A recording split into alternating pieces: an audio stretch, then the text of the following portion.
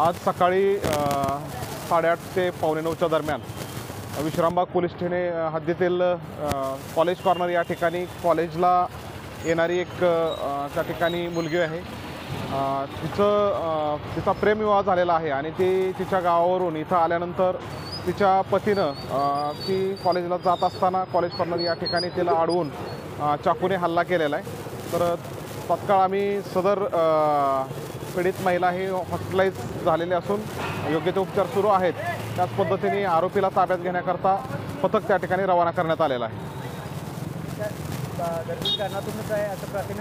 पती आणि पत्नींमधला हा वाद असून त्या ठिकाणी आणखी सखोल तपासामध्ये नेमकं मारहाण करण्याचं आणि या हल्ला करण्याचं कारण काय ते समजून येईल. नाही, सदर पीडित मुलीची आई त्या ठिकाणी फिर्याद देण्यासाठी आलेली आहे. फिर्याद घेण्याचं काम सुरू आहे. तपासाबाबत काय पुढे? तपासाकरता आम्ही एक पथक त्या ठिकाणी रवाना केलेलं असून तत्काळ आरोपी ताब्यात घेत आहोत.